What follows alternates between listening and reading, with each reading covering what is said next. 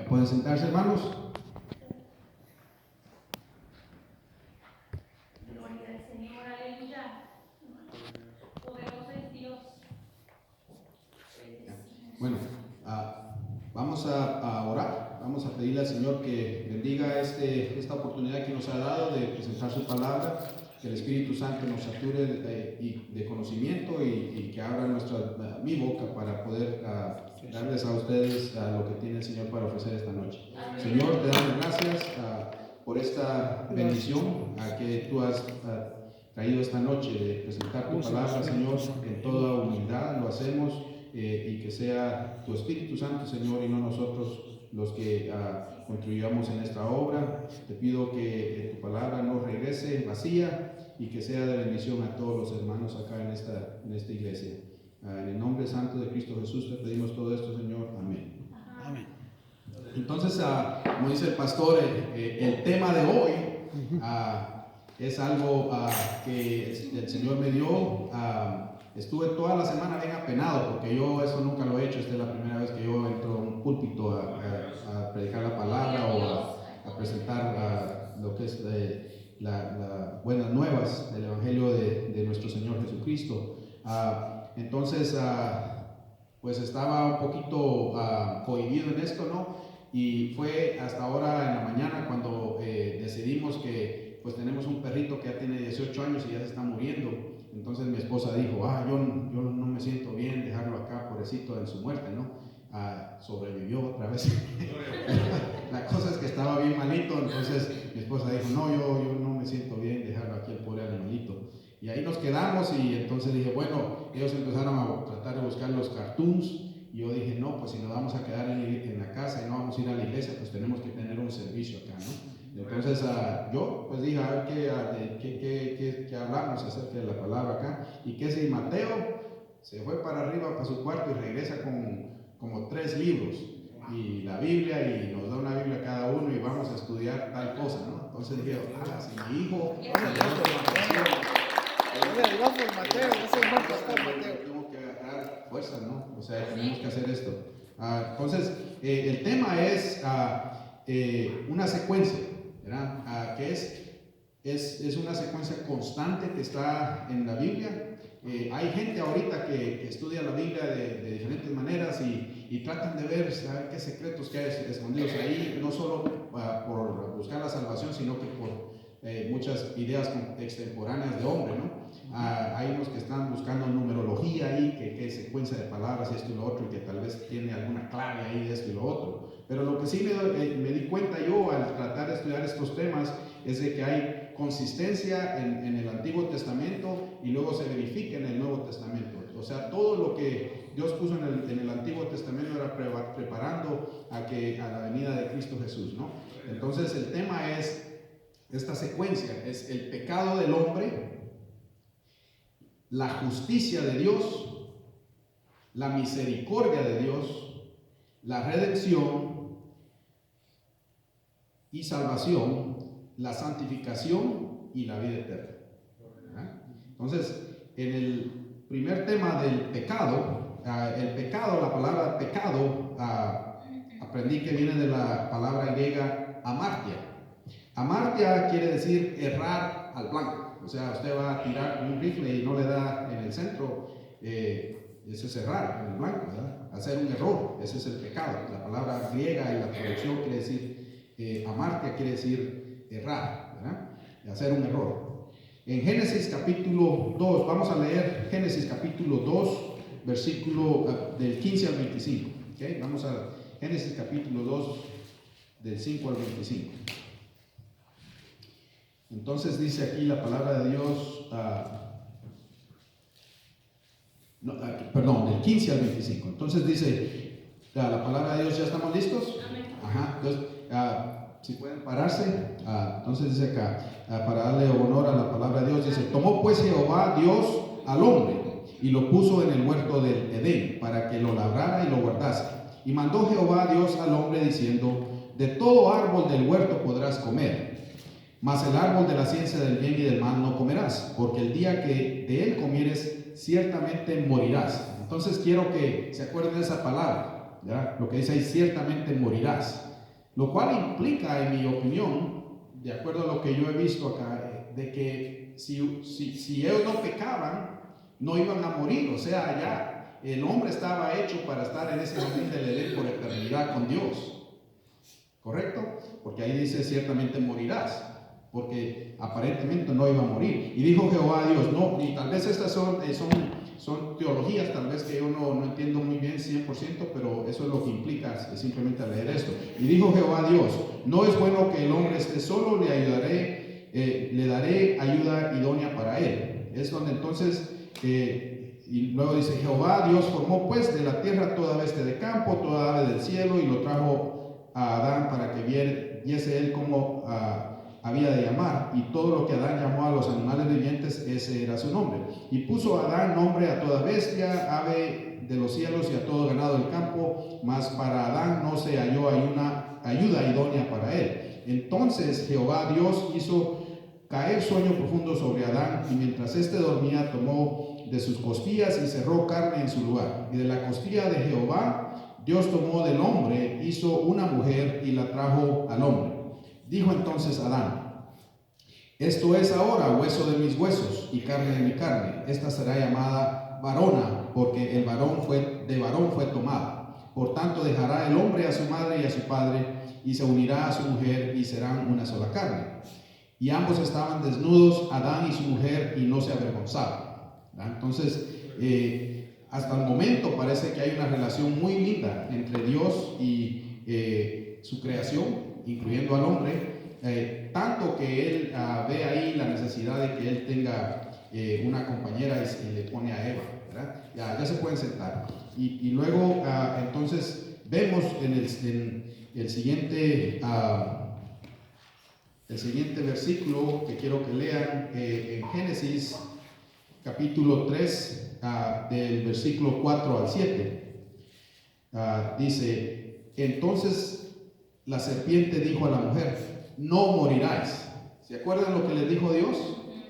Lo contrario, ¿no? ¿Verdad? Entonces viene el mal a mentir, ¿verdad? Dice, sino que sabe Dios que el día que comáis de él, del árbol de la vida, serán abiertos vuestros, que diga, del fruto de los árboles, el árbol que está en medio del huerto, donde dijo que Dios que no comieran. Dice, que el día que comáis de él serán abiertos vuestros ojos y seréis como Dios, sabiendo el bien y el mal. Y vio la mujer que el árbol era bueno para comer y que era agradable a los ojos, y árbol codiciable para alcanzar la sabiduría, y tomó de su fruto y comió, y dio también a su marido, el cual comió así como ella. Entonces fueron abiertos los ojos de ambos y conocieron que estaban desnudos, y entonces cosieron hojas de higuera y se hicieron delantales. Entonces, acá vemos lo contrario, ¿verdad? La relación de Dios con el hombre ciertamente ya no es la misma. ¿Por qué? Por el mal que le tenta a la mujer, primero que todo con la mentira que le dice que no moriréis, y luego segundo, la mujer en su propia, o sea, la creación, el ser humano en su propia debilidad. Hay varias cosas que son descritas acá. Dice que el árbol era bueno para comer, o sea, ella lo vio con sus ojos, era agradable a los ojos y era codiciable, ¿verdad? Entonces ella comió a su fruto y se lo dio a su marido, ¿verdad? Entonces también dice ahí que fueron abiertos sus ojos, y que como consecuencia de ahí en adelante empieza el miedo, ¿verdad? Le tuvieron miedo a Dios. Cuando Dios andaba por el jardín del Edén la próxima vez, ellos ya le tienen miedo a Dios y tienen vergüenza, ¿verdad? Por el pecado que habían cometido. En Génesis 3, del 12 al 13, dice de que Adán le echa culpa a su mujer por el pecado que había cometido, y luego su mujer Eva le echa culpa a la serpiente, ¿verdad? Así somos todos, ¿verdad? En vez de agarrar responsabilidad por nuestros pecados, nosotros le echamos la culpa a un montón de circunstancias y cosas así, y luego vamos de mal en peor, ¿verdad? Entonces, en el jardín del Edén y en esta tierra, aparentemente la criatura reta constantemente al Creador. ¿Correcto? La criatura peca, luego la criatura critica la autoridad de Dios en relación con lo que Dios tiene todo derecho a hacer, a corregir lo que el hombre ha hecho, ¿verdad? Y luego alega contra la justicia de Dios y no se somete a Dios, sino que ellos se tratan de exonerar de sus pecados a base de echarle la culpa al otro, ¿verdad?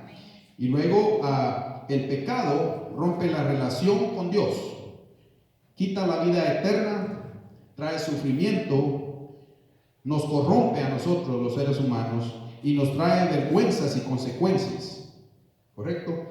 Y nos rinde inefectivos a nuestras capacidades que Dios nos ha dado.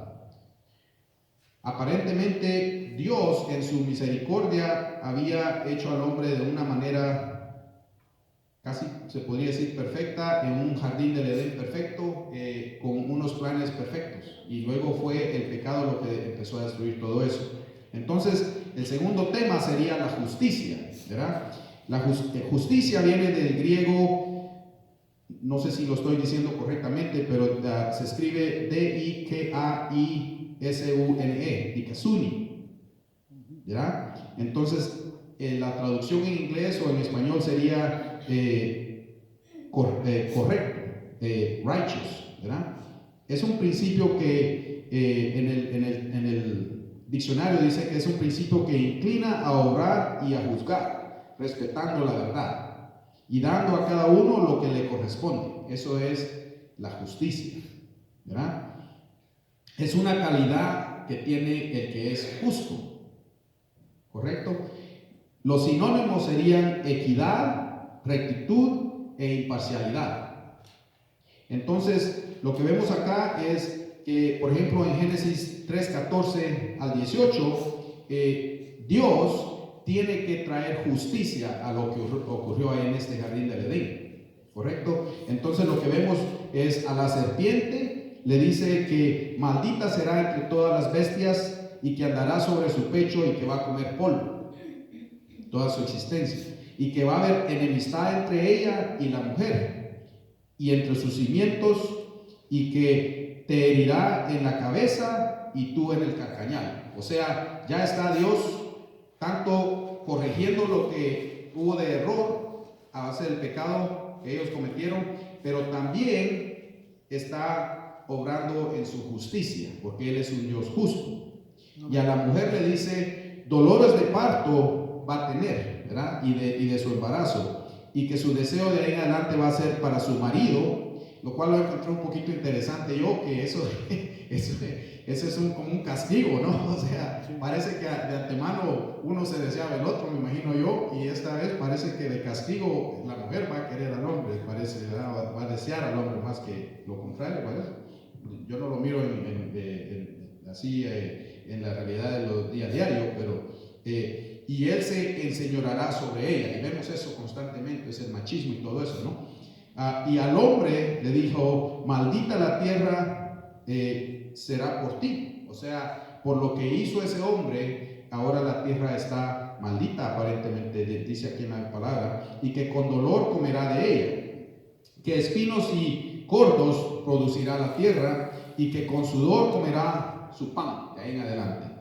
Y al final le dice que polvo eres y en polvo te convertirás. O sea, aparentemente ese no era el plan divino del principio, sino que eso ocurrió ya después de ese pecado original. Ahora, el tercer punto de justicia que vemos, por ejemplo, si seguimos estudiando en Génesis, el capítulo 4, versículo 11, habla de la historia de Caín y Abel, y vemos lo mismo, ¿verdad? O sea, vemos a un Dios que todavía está inmiscuido en la vida de estas personas. Eso es el resultado de la unión entre Adán y Eva. Ya están fuera del jardín del Edén, y aquí vemos a Dios todavía interesado en lo que está haciendo el hombre, el ser humano, ¿no? Y entonces uno es ovejero y el otro es finquero, se puede decir, que hace cosechas y traen parece que el papá y la mamá, Adán y Eva, les habían enseñado a crear un altar, porque lo hicieron, ¿no? y era para adorar a Dios, pero uno viene de mala gana y el otro pues en espíritu, en verdad, aparentemente, y entonces Dios pregunta tales cosas, que por qué está su corazón así, y entonces se enoja Caín, invita a su hermano a ir al campo y lo mata, ¿verdad? Y entonces vemos ahí que Caín mata a Abel. Entonces, como resultado, Dios, el Dios de justicia, le dice: maldito seas tú de la tierra. ¿Se imaginan eso? Que Dios diga eso, ¿verdad? Y dice: cuando labres la tierra no te volverá a dar su fuerza, ¿verdad? Uno mira que por más que se esfuerza a veces la gente, ¿verdad? Aún así uno apenitas la va haciendo. Y errante y extranjero serás en la tierra. Eso lo encontré interesante yo, ¿verdad? Porque yo todo el tiempo he dicho: bueno, Señor, ¿por qué es que mi familia cercana está a 3,000 millas de acá, ¿verdad? Y los otros más cercanos están en Guatemala, otras 3,000 millas, ¿saben ni cuántas millas son esas? Y entonces dije: pero la realidad es que todos los que estamos aquí ahorita presentes, venimos de otros lados, ¿verdad? Somos errantes, ¿verdad? Y el que tal vez nació y creció acá, por ejemplo, el hermano Jeff, ¿verdad?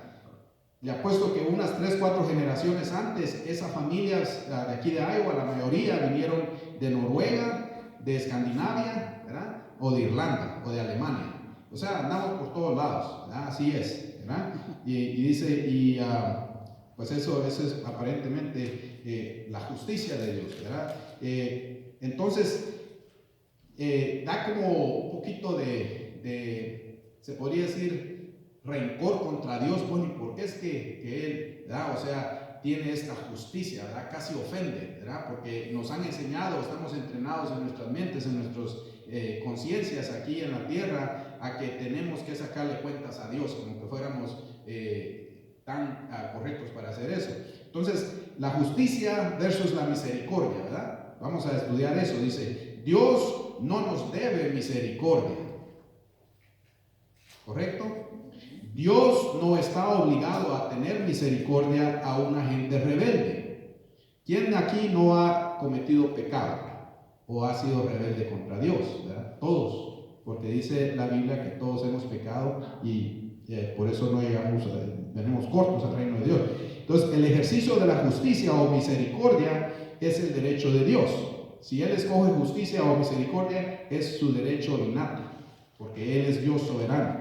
Entonces, mis observaciones, dice que el hombre ha pecado desde el principio de la creación. Tenemos una naturaleza pecaminosa.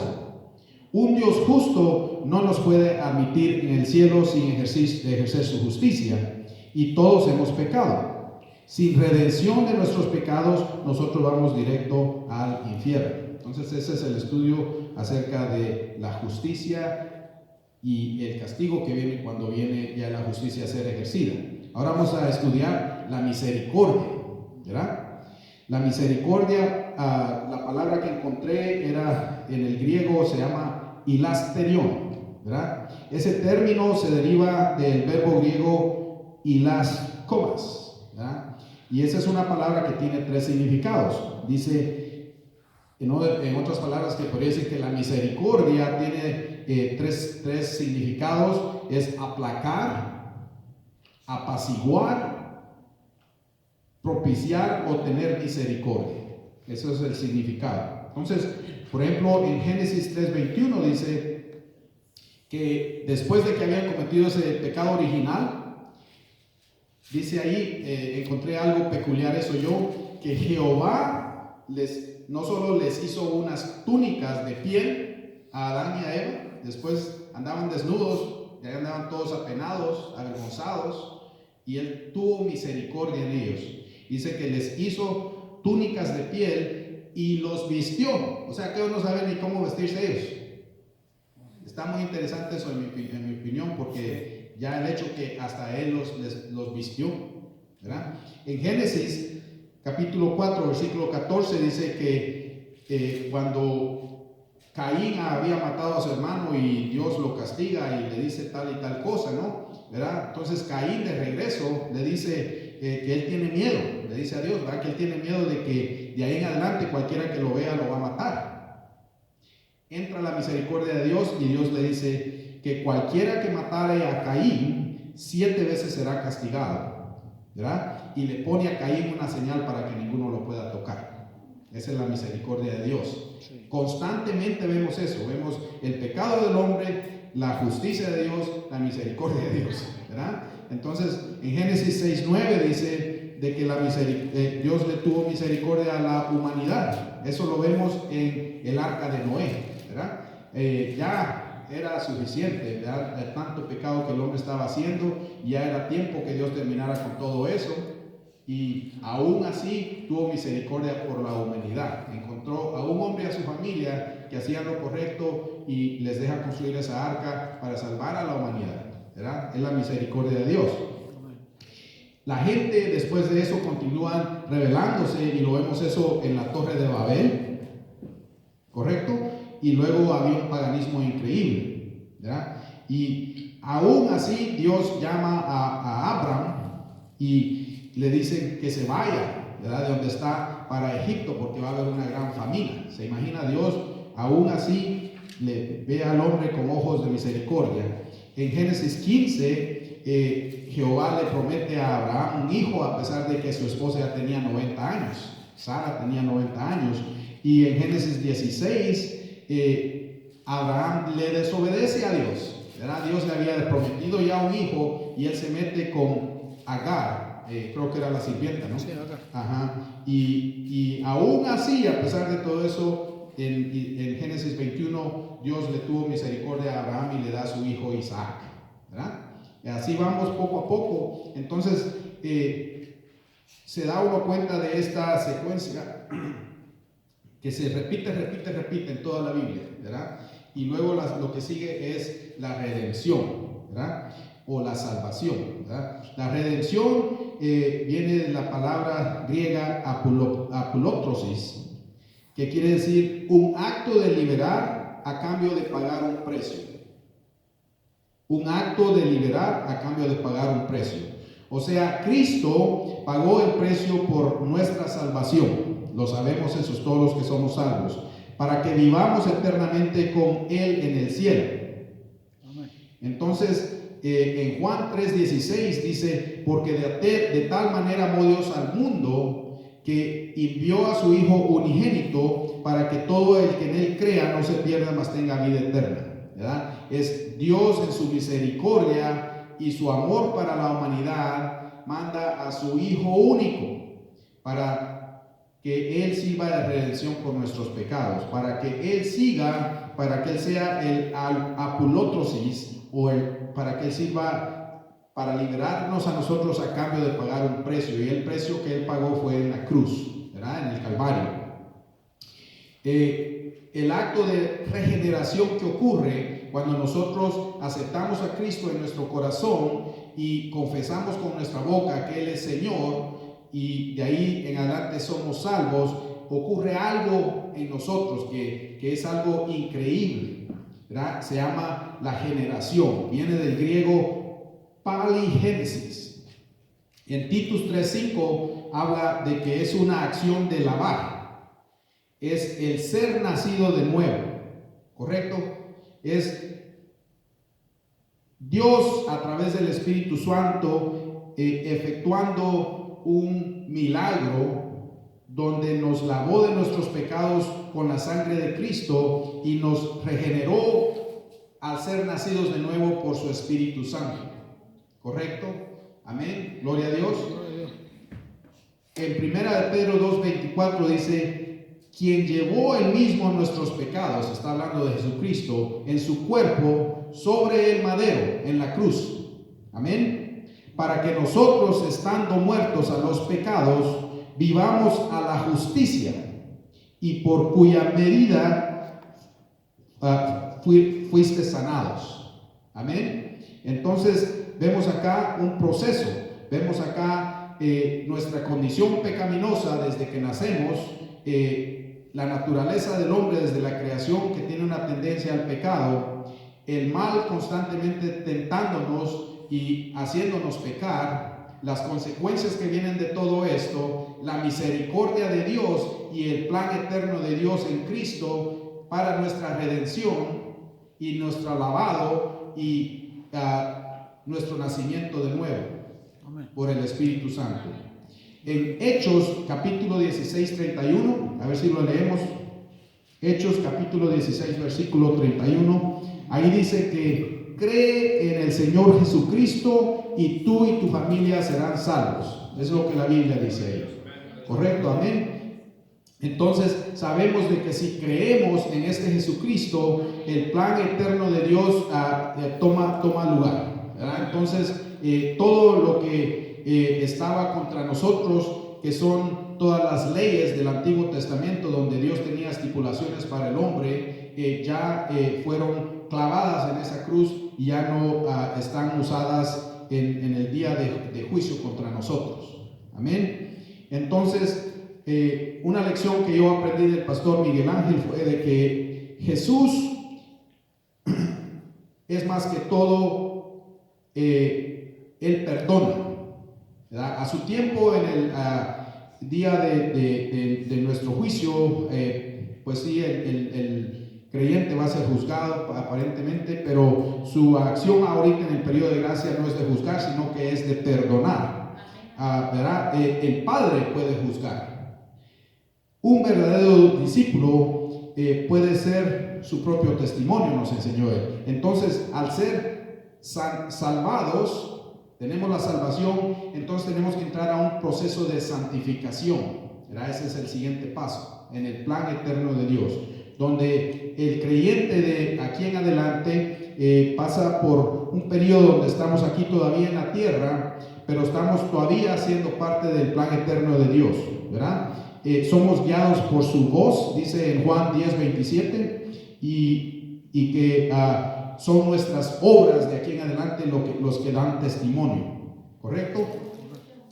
Y ahora aquí podemos decir de que de aquí en adelante, ya con la salvación que tenemos que hacer el deseo de Dios, con nuestros trabajos, con nuestros hijos, nuestro dinero, nuestro tiempo, nuestros esfuerzos, nuestros pensamientos, nuestra vida, tienen que reflejar que de aquí en adelante ya tenemos esa salvación eterna a base de Cristo lavándonos con su sangre en la cruz. Entonces, de ahí en adelante, un buen discípulo conoce a Jehová. ¿Cómo conocemos a Jehová? A base de la lectura de la palabra, estudiando la palabra. Puedo decir que todo lo que aprendí a base de tratar de tener algo para ofrecer esta noche fue más que todo para mi beneficio, porque dije yo, qué increíble y qué cosas que uno ni siquiera toma su tiempo para estudiar o aprender, ¿verdad? Y entonces tenemos que hacer eso, tenemos que hacer ese esfuerzo. Y luego dice que el conocimiento va a llegar, porque mucha gente dice, bueno, si yo no soy letrado, yo no entiendo esas cosas, ¿cómo yo voy a aprender? Pues aquí dice en Ezequiel 36 de que el conocimiento va a llegar tarde o temprano, si lo buscamos, ¿verdad? Escudriñad las escrituras porque en ellas encontrarás la vida eterna, dice la Biblia, ¿no? Entonces eso nos trae luz espiritual. En Juan 8:12 dice que nos va a traer eso. Y luego de que de ahí en adelante Jesucristo es nuestra luz y nuestra vida. Y el que sigue a Jesús no andará de ahí en adelante en tinieblas. Entonces esa es la promesa de redención, salvación y el llamado a la santificación de su iglesia. Amén. Entonces eso es lo que aprendí de esta lectura. Lo que yo aprendí también es de que no solo es el hecho de que somos parte de este plan bellos que Dios ha tenido desde el principio para la humanidad, sino que también el hecho de que hay unas promesas increíbles para nosotros los que somos salvos. Dice en Apocalipsis 16:15, dice que estemos preparados, porque dice ahí que he aquí yo vengo como ladrón. Cuando llega el ladrón, les avisa, les llama ahí en la casa, hey, va a llegar mañana en la noche como a las 3 de la mañana a ver qué encuentro. No, ¿verdad? Eso sí, Él nos ha dado suficiente información, conocimiento en su palabra para indicar de que Él viene por su iglesia, que estemos preparados. Entonces en Apocalipsis 16:15 dice, he aquí yo vengo como ladrón, bienaventurado el que vela. Entonces yo me pregunté, ¿estoy velando yo, Señor? ¿Verdad? Estoy haciendo lo que tú quieres que yo haga en esta tierra. Y dice, bienaventurado el que vela y guarda sus ropas para que no quede desnudo y vean su vergüenza. ¿Verdad? Dice que son muchos los llamados, pero bien poquitos los escogidos. Entonces, yo oro que todos seamos acá los escogidos, que no nos demos por vencidos, ¿verdad? Que las circunstancias no sean lo que dicte nuestras decisiones y que no altere nuestra fe, sino que la fortalezca. Entonces, vamos a leer acá, para cerrar, en Apocalipsis 19, algo muy bonito. Esa es la promesa, ¿verdad? Dice en Apocalipsis 19, ya estamos listos, amén. Dice ahí, después de esto oí una gran voz de gran multitud en el cielo que decía, aleluya, salvación y honra y gloria y poder son del Señor Dios nuestro, porque sus juicios son verdaderos y justos, pues ha juzgado a la gran ramera que ha corrompido a la tierra con su fornicación y ha vengado la sangre de sus siervos de la mano de ella. Otra vez dijeron, aleluya, y el humo de ella sube por los siglos de los siglos. Y los 24 ancianos y los 4 seres vivientes se postraron en tierra y adoraron a Dios, que estaba sentado en el trono, y decían, amén, aleluya. Y salió del trono una voz que decía, alabad a nuestro Dios todos sus siervos y los que le teméis, así pequeños como grandes. Y oí como la voz de una gran multitud, como el estruendo de muchas aguas, y como la voz de grandes truenos que decía, aleluya, porque el Señor nuestro Dios Todopoderoso reina. Gocémonos y alegrémonos y démosle gloria, porque ha llegado las bodas del Cordero y su esposa se ha preparado. Y a ella se le ha concedido que se vista de lino fino, limpio y resplandeciente, porque el lino fino es las acciones justas de los santos. Y el ángel me dijo, escribe, bienaventurados los que son llamados a la cena de las bodas del Cordero. Y me dijo, estas son palabras verdaderas de Dios. Yo me postré a sus pies para adorarle, y él me dijo, mira, no lo hagas, yo soy consiervo tuyo y de tus hermanos que retienen el testimonio de Jesús. Adora a Dios, porque el testimonio de Jesús es el espíritu de la profecía. Amén. Entonces, pienso, bueno, lo que aprendí de esta lección es de que tenemos que entender nuestra naturaleza pecaminosa, nuestra tendencia al pecado desde el principio de la creación.